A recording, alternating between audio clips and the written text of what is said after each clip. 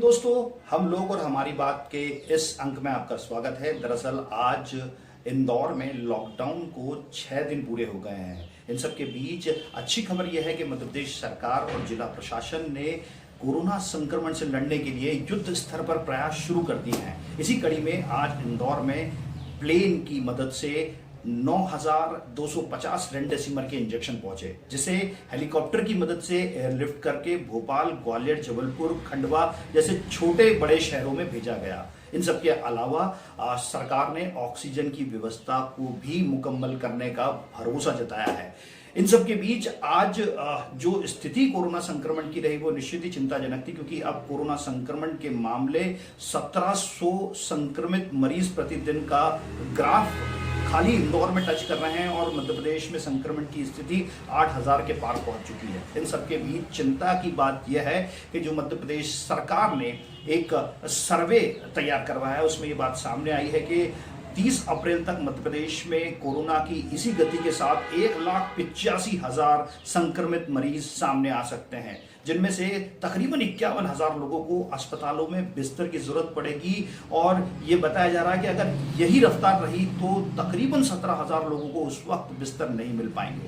यही नहीं, आईसीयू के 2,500 लोगों को जरूरत पड़नी है और वो आईसीयू के बिस्तर उस वक्त उन लोगों को उपलब्ध नहीं हो पाएंगे जिस दर पर आज कोरोना संक्रमण है। अगर उसी तेजी से या उससे और तेजी से बढ़ा तो आने वाले दिन मध्य प्रदेश में संकट भरे हो सकते हैं। इन सब के बीच आज कमलनाथ ने एक पत्रकार वार्ता ली, जिस पर सीधे सीधे सरकार को कटघरे में खड़ा कर दिया।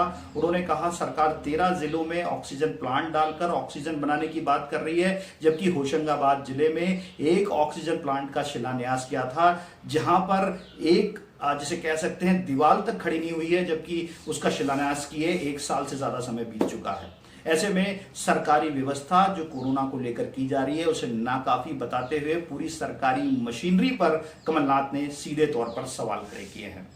देखना दिलचस्प होगा कि आने वाले दिनों में शिवराज सरकार इस आपदा से कैसे निपटती है और क्या ये महज राजनीतिक जुमलेबाजी बनकर रह जाती, क्योंकि आज सुबह कैलाश विजयवर्गीय जो कि राष्ट्रीय महासचिव हैं, उनके भी 2 अलग अलग ट्वीट आए। सबसे पहले सुबह का जो ट्वीट था उसमें बताया गया कि धर्मेंद्र प्रधान जो कि पेट्रोलियम मंत्री हैं, उनकी मदद से भिलाई से 90 टन ऑक्सीजन इंदौर को मिलने वाली है। उसके बाद दोपहर में जो ट्वीट आया उसमें गुजरात के जामनगर से अमित शाह और अंबानी परिवार की मदद से ऑक्सीजन इंदौर पहुंचने की बात सामने आई।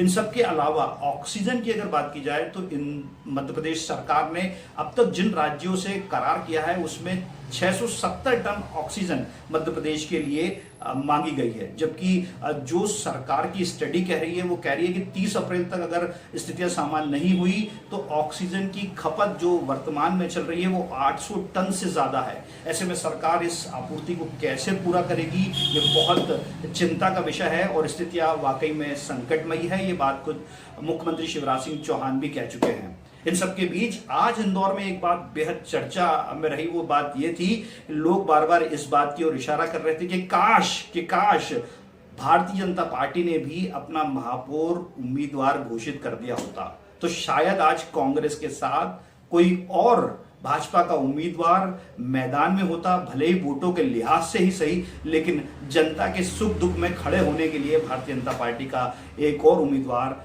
सड़क पर होता, अस्पतालों में होता और प्रशासन से जवाब पूछता नजर आता। बहरहाल हम लोग और हमारी बात में आज इतना ही। एक बार फिर मुखातिब होंगे नए सवालों के साथ और पूछेंगे जिम्मेदारों से कि आम लोगों के लिए वो क्या इंतजाम करने जा रहे हैं। जय हिंद दोस्तों।